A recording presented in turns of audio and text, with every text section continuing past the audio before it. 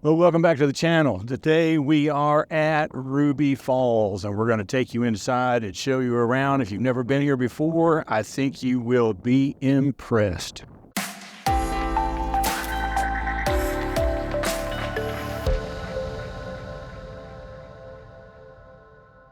Well, I wish I could say that I got all the video that I needed while I was at Ruby Falls, but I did not. So I'm going to interrupt here just a little bit to tell you that Ruby Falls is one of the iconic spots near Chattanooga. It's on Lookout Mountain. And when you get there, you will see this beautiful limestone castle. And I've often wondered about that, but it turns out that the limestone castle was built using the limestone dug out of the cave as they were working their way back into Ruby Falls. There's an interesting, really interesting history to this falls. And I think that my tour guide, Jim, who was just excellent, I think he did a great job capturing that. And so I've tried to leave as much of that in this video as possible. I will say up front that I'm just getting used to the Pocket 3, which is what I videoed all this interior video with. And it's a wonderful camera. However, my lighting setup was not great because I typically, if this is 0 on, changing the amount of light coming in, I usually video on minus 0.7 just to knock down some highlights. And I should have changed the video to low light. Totally forgot that was even there because I just had not used it enough. So the video is going to be a little dark in places, but the audio is fantastic. So I hope that you enjoy this video, and I'll come back at the end and talk to you a little bit about how you can visit Ruby Falls. We just came down a 260-foot elevator shaft that's 26 stories. It's 81 meters. The elevator shaft was dug by a man whose name was Leo Lambert. Now we have to go back in time a little bit here. There is another cave below our feet right now, and that cave is called Lookout Mountain Cave. That cave had a large natural opening right out on the Tennessee River. The American Indians used that cave. That cave was used as a hospital during the American Civil War. But in 1904, the Southern Railway came through Chattanooga. And when they came through Chattanooga, they wanted to build a tunnel through Lookout Mountain. And when they built that tunnel through Lookout Mountain, they sealed off the entrance to Lookout Mountain Cave so nobody could get in and out of it. Well, now you flash forward to 1928. Leo Lambert thought, hey, I can go up to the top of the mountain and I can dig an elevator shaft all the way down and open up Lookout Mountain Cave for tourism. What he didn't know was what he was going to discover halfway there at 260 feet. Nobody knew that this was here. It was the original ceiling. So when Mr. Lambert originally came through, he would have been crawling through this 18-inch gap here. Holy All this was excavated out. The trail that we're walking on has actually been dug out. And they dug this out and they took all the rock, and that's what they used to build our castle. I couldn't fit through a 24-inch opening, let alone 18-inch. It's not so much skinny guy. Mr. Lambert was 5'4", 135 pounds. I looked it up. It's not so much the actual doing it; it's that he kept going. He never stopped. Never stopped. And I found that fascinating here. Here's something I'll show you out because we're going to see a lot of it. This right here is calcite. Calcite is what's building the formations in the cave. Now limestone doesn't really do anything when you put a light on it, but calcite actually glows when you put a light on it. It has to do with the reflective qualities of the way calcite is built up. We're going to see some really cool calcite formations here in a little bit.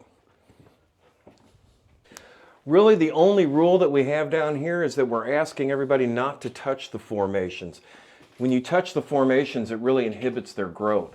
So we ask people just to kind of enjoy everything with their eyes. Okay. Discovery Day was December the 30th, 1928, and they opened up for visitors in June of 1930. This is kind of a neat spot here because Mr. Lambert was crawling the whole way, and when he got to this spot, he was finally able to stand up. So after 6 hours of crawling, he was finally able to get up on his feet. And after that, it was kind of crawling, scrambling, climbing. So then the digging part actually was just back there where he was crawling through for 6 hours. That's the main part of it here. At different parts, you'll be able to see where they dug out a little bit here.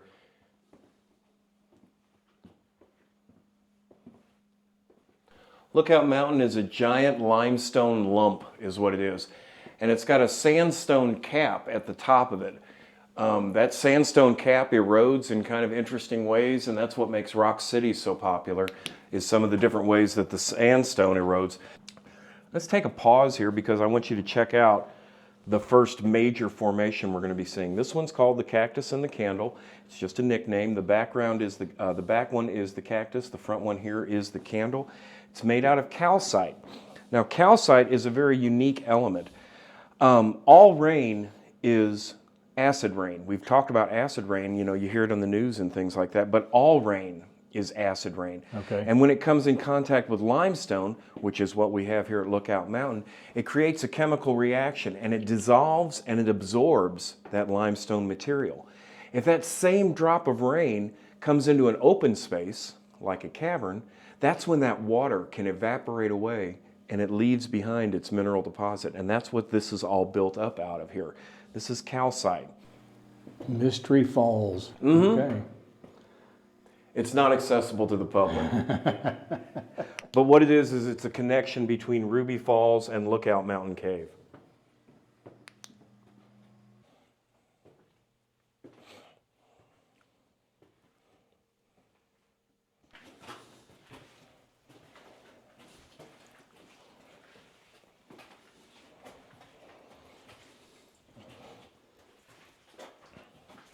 I like the way they've got the light positioned here because you can actually see that translucence of calcite, you know, that it actually shows the light through it, which I think is very cool. Yeah. There's very few rocks or minerals that would show a light shining through it.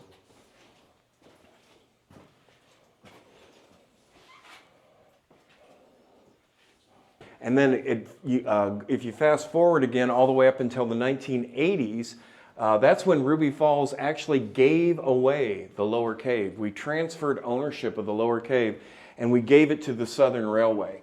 The Southern Railway now owns it. It's their cave and they're responsible for it. Sometimes there's vandalism and people that break in there, but that's their headache now. So we kind of gave away a headache to them. Our elevator shaft doesn't even go down there anymore. They made us put a grill below so that nobody can get access down to it. Geologists have come in and they've told us that they think that one's between 3 to 5 million years of growth just to build that up. So that's the type of time scale we're talking about in the cave. You know, as far as the age of the cave is concerned, you and I, we're just another raindrop passing through. That's true. We're just another raindrop. The turtle is a little unofficial mascot of us here.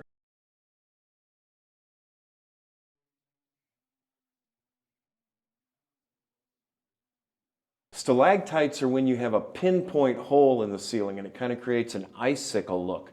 Flowstone is formed when there's a sheet of water and that sheet of water just coats everything and then comes down to the next layer and then down to the next layer and then down to the next layer.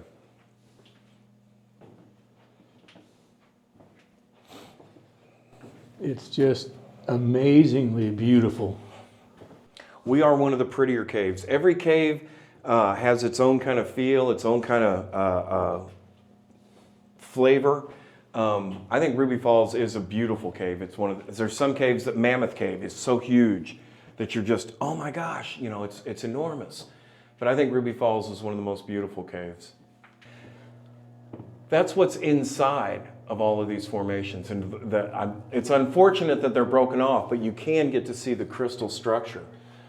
And this is formed in its different way as well. Drape formations are formed when there's a crack in the ceiling, and that crack in the ceiling oozes out its water.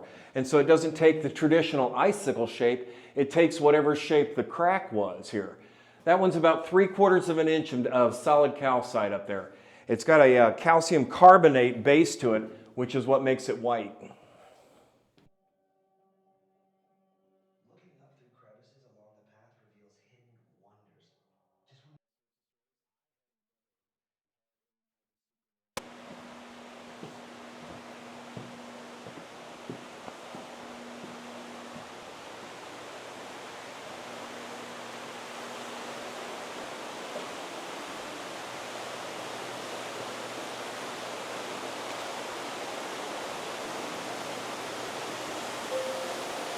Welcome to the heart of the mountain.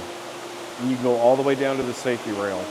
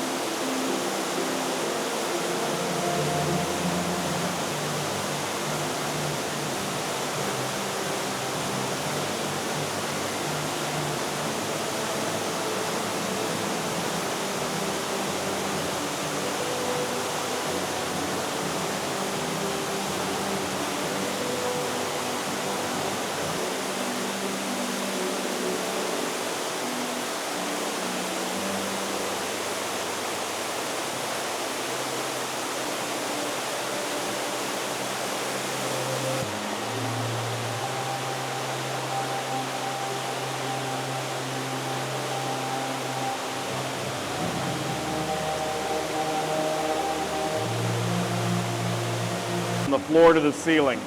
The floor has been man-made done, but everything else is natural. They didn't excavate anything in through here.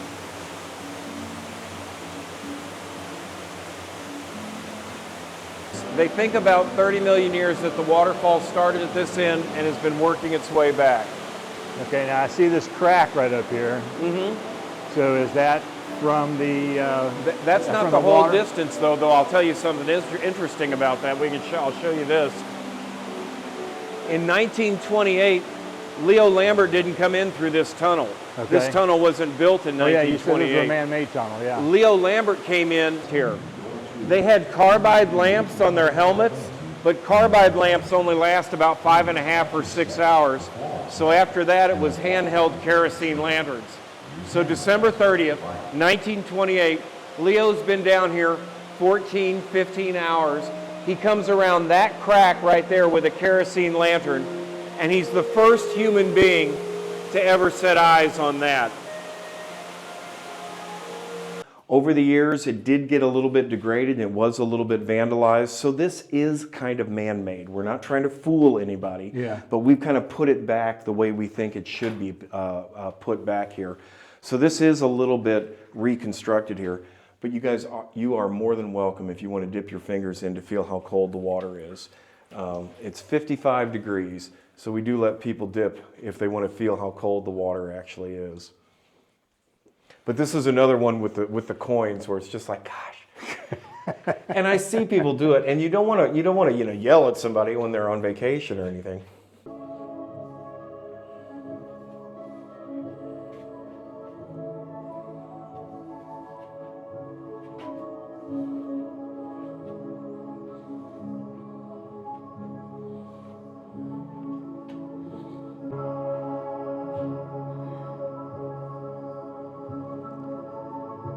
Ceiling 20,000 years ago, but they broke off, fell down onto the floor, and then they got incorporated into the floor and coated with their own layer of calcite. These are okay to touch.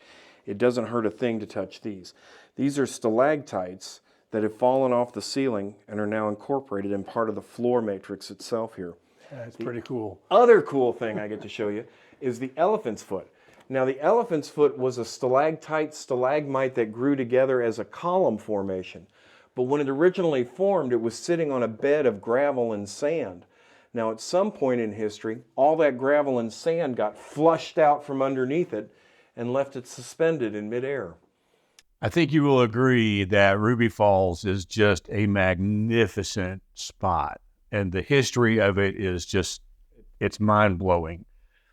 Jim told me as we were getting ready to come back up the elevator to leave that the gentleman who originally discovered it, if he had drilled just 10 yards to the right or even 10 feet to the left, he would have totally missed this spot that took him into the falls. He would have missed it entirely, and no one would ever know that it existed. I think that is just phenomenal. And the fact that it was done back when, there just wasn't a lot of money available, this guy really did a tremendous work. You can visit Ruby Falls with a number of different tours. Now, I do recommend you don't just show up and try to go through the falls, because there is a limited number of people that can go on each tour.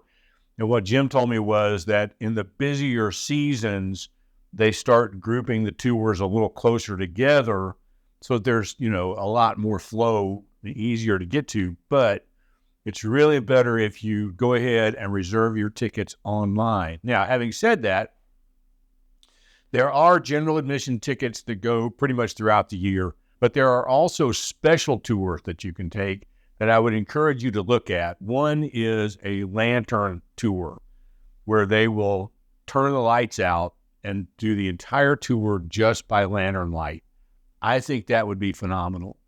The one that I went on, because I wanted to take my time to video, was on a slow walking tour, and it's the very first tour of the day. It leaves at 8:45.